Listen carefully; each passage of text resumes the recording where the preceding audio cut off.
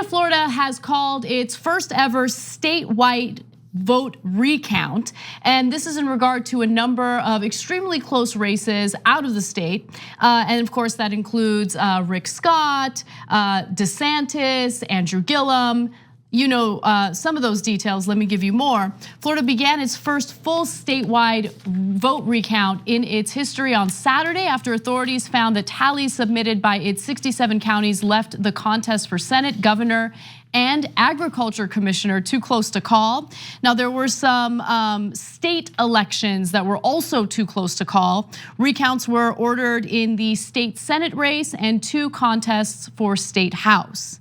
Now, this is the outcome of this will be fascinating, and some of the accusations that we're hearing from Donald Trump, Rick Scott, and others on the right are hilarious. They believe that there is voter fraud going on, even though investigations have already been conducted, which have concluded that there have not been any cases of voter fraud. But nonetheless, each county in Florida will have until Thursday of this week to run all of its ballots through counting machines again. At that point, any race that remains within a margin of 0.25 of a percentage point or less will have another 3 days until November 18th to conduct a manual recount. Now, Governor Rick Scott is claiming that there was voter fraud. In fact, I don't want to put words in his mouth. You should watch what he has to say, and then we'll give you the reality of what's going on. Every Floridian should be concerned there may be rampant fraud happening in Palm Beach and Broward counties. And the Broward Supervisor of Elections, Brenda Snipes, has a history of acting in absolute bad faith. I will not sit idly by while unethical liberals try to steal this election from the great people of Florida. Every day since the election, the left-wing activists in Broward County have been coming up with more and more ballots out of nowhere. We all know what is going on. Every person in Florida knows exactly what is happening. Their goal is to keep mysteriously finding more votes until the election turns out the way they want. So he had called for investigations to ensure that there were no cases or no instances of voter fraud. And I want to give you the results of that investigation. Law enforcement authorities got involved in this. Let's go to graphic 11. And they found, quote, "Our staff has seen no evidence of criminal activity at this time." That is a statement from the Department of State. Who reports to Rick Scott. So now look, the person in charge of Broward County in terms of the voting and the counting there, Brenda C. Snipes, she has been involved in some controversies before, but it was against another Democrat. And so that's why Rick Scott's team ahead of time actually sent 2 monitors down to make sure that the vote in Broward County was on the up and up. And you know what, I think that's a fair precaution. And the monitors reported back there's no fraud at all. Rick Scott knows that, and he knows his own Department of State within Florida knows there's no fraud. He came out and lied on purpose. So that's who Rick Scott is, saying they're coming up with votes from out of nowhere. He also knows that's a lie. What do you mean out of nowhere? You know that a lot of them are mail-in ballots from abroad, and a lot of those are from members of the military. And they have 10 days till after the election for it to arrive.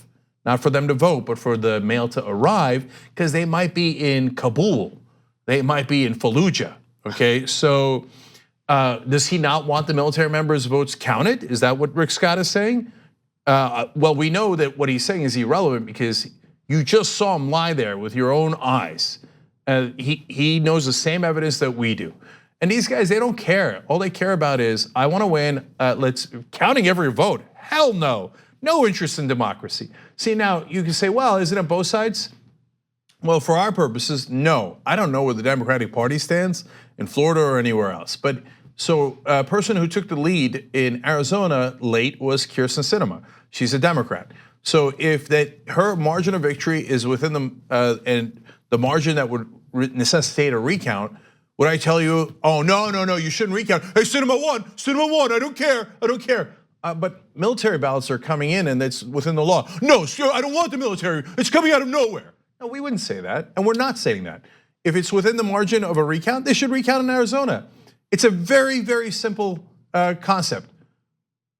Count every vote. Not complicated. If you care about democracy, you would be principled on that, whether you're a Republican or a Democrat, or whether a Republican or a Democrat is winning.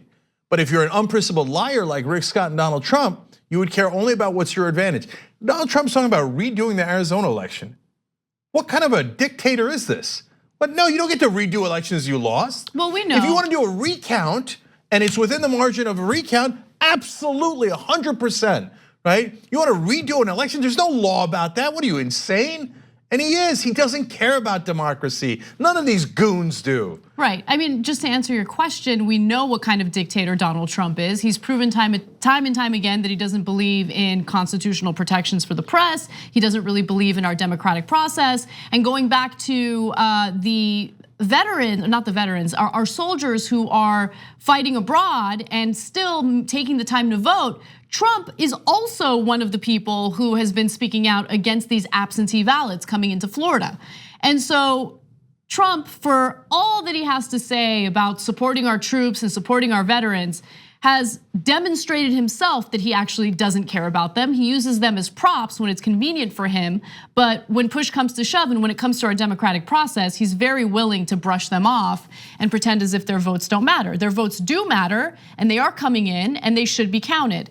It's amazing how much they cry, right? Because right now, nothing's been called. Nothing has been officially called. The only thing that's happening right now is the state of Florida has seen that there have been a number of races that are too close to call, and they're counting the votes. They're recounting to ensure that the right person who the people of Florida voted for gets into office. But they don't want that. They keep trying to cheat. They keep trying to pass so-called voter ID laws, even though there have been no cases of voter fraud, because they know that their ideas are not popular. They draw up districts to their advantage through gerrymandering because they know that their ideas are not popular.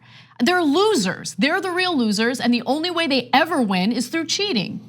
So in this case, we've got an automatic recount, right? And so they actually have too little time to do this recount. There was another recount in Broward County back in 2012, and it took 2 days to do, and it had a quarter of the votes. So they should have at least 8 days here. But I don't know why our system is so panicked. What difference would it make if they took 6 days, 8 days, or 10 days? So just count the damn vote. Why do we always create this false pressure for no reason? So in this case, it's gonna go from Saturday at the earliest to Thursday. That's probably not enough time. And if you're wondering, hey, whoa, they're so incompetent in Broward, or it takes too long in the Democratic areas, oh, that seems fishy. No, the places, why do Democrats come from behind? Or now they don't actually come from behind, everybody voted at the same time. It has that appearance because of the count. Why? Because the big cities are more likely to be Democratic, and the big cities have more people in them. So those counties have a lot more votes than the less populous counties in a state. So that's why when Broward, which has Fort Lauderdale in it, comes in later, it's because they have a lot more votes than the other counties. Likely the same situation in Arizona.